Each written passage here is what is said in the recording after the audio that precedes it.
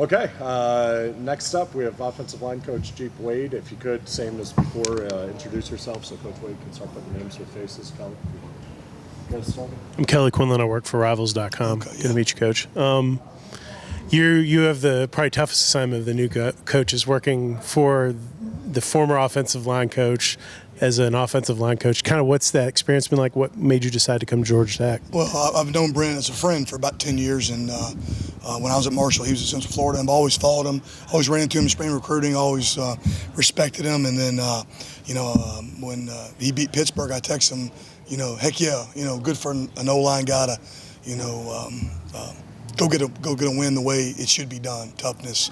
And then it's been great. I mean, he's awesome to work for. And you got to think about, from my standpoint, I worked for an O-line coach who's a tough-minded human being, so we practice that way. So honestly, it makes my job easier, So the way we practice with our pods, inside, team, putting my guys in bad positions, it's only going to be better for us in the long run.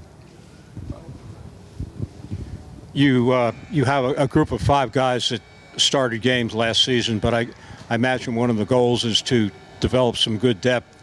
What have you seen from some of those backups so far? Well, our goal is try to get 7, 8 guys to help us go win a championship. I'm fortunate here to have a young group that's played, and then we talk about that a lot up there in the building.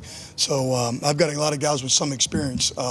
We get right now Paul Teal's a one today because Chakai got a little bruised up. And then so we're going to play magical chairs. We're also in practice 8 of spring ball. We want to get them to understand that, if you play right tackle and you have to go to left guard, what we do with our zone scheme, you can do it, So it's not rocket scientists, So right now we're trying to build depth. Jordan Brown's new, he's not here. Elias Chloe's played the last 4 practices at right tackle. He just got here. He was in high school a couple months ago. So that's one of our emphasis right now, is continue to build depth. Hey, Gabe Burns, AJC. Following that up, obviously there's so many of these young guys who were just talking about it. How exciting is it from your standpoint, just knowing how much room each of these guys really can develop? It is exciting. We talked about that this morning. What we're doing now is just a start. It's practice 8. The drills that we do, I'm a big guy that, listen, I don't change my individual up every day. We're going to come off the ball with our inside, outside zone footwork, and these guys can do that all summer long. So we're just getting started. I mean, we've got 7 more practices plus all summer without me. So trying to teach them to do things that they can get better at, on a daily basis. And we have a saying, and I believe this kind of in our offense right now, that repetition breeds excellence. We're not going to do a lot of things in today's football. You get all these multiple fronts. Our guys got to know what to do first. To be physical, you got to know what to do, so you don't have any middle layers.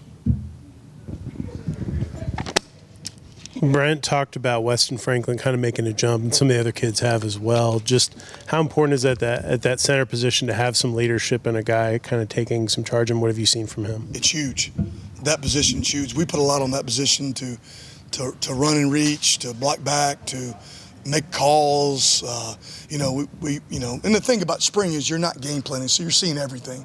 So it's really good right now to really sit back and teach. Hey, if this linebacker's here, ID here. So we're going through a lot, and he's really catching on. I wish I had more of him. We're trying to go recruit more guys like him.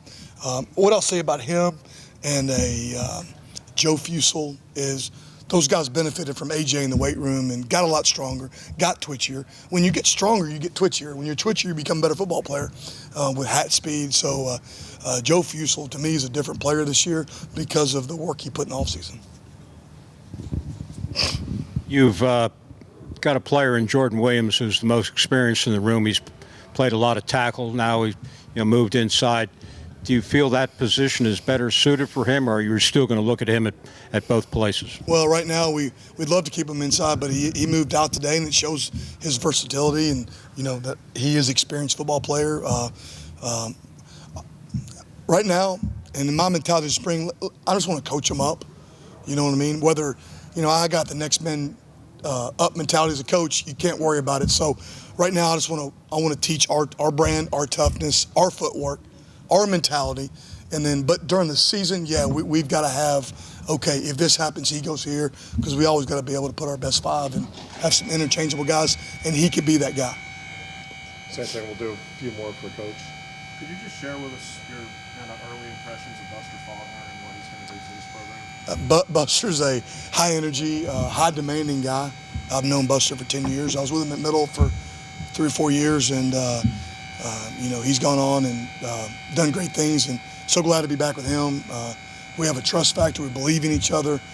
Buster's the type of guy who's always going to get the ball to playmakers. I mean, whether it's on the edge, hand the ball off, but we're going to play team football. If we can run it, we're going to run it. But if not, you know, we're going to find ways to win games. And I think he does a phenomenal job of motions and shifts and all that of trying to put our guys in one, good position, but two, get the best players the ball. You know, if we got to win a game, we're going to get the best players of football.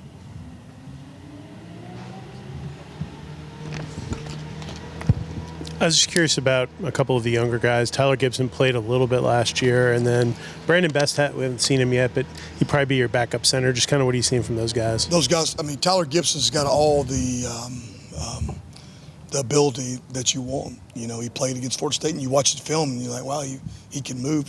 One, he's got some athletic ability, and you know that's what we're trying to do in Brent. We're trying to recruit more guys, bigger guys that are athletic and run. You know, and he's a guy that can, as strength comes, he'll get better. But right now, he's got the athletic ability to get his feet in front of people. So we're challenging him every day. You know, he's still a puppy.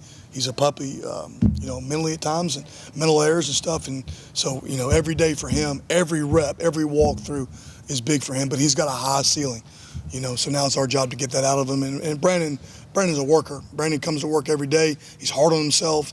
He's one of those guys. Sometimes he overthinks at times, but I just want him to go out there and play. But Brandon's going to give us some flexibility inside, whether at center or at guard down the road. But right now, during spring, we're trying to just hone in on one position. Is there anything else? Okay, we'll go last one, Rod. For Coach. How important is it for a high school kid to be able to come in, enroll early, take advantage of the spring practices, so when preseason practice comes around, he's ready to compete? Unless you're just special, like some guys are, you know, or you have it, I think it's huge. We're trying here to get all our guys in and build this program like Coach Key wants from the ground up, you know, and so I think it's huge. They get with AJ. They know what the calls are. They know how to practice. Because, you know, guys, if you don't come here early, they come out here day 2 or 3 of summer camp, and before you know it, they're not picking up. So, hey, the window's shorter in summer camp. We're trying to win games. Right now, it's a little bit different mentality of the spring versus the summer camp. So, yeah, it's a huge difference for us to get our kids to try to. But it's not a game changer if they're not. If we want somebody or not, it's not a game changer. Thank you, Coach. Appreciate it, guys. Appreciate you. Nice.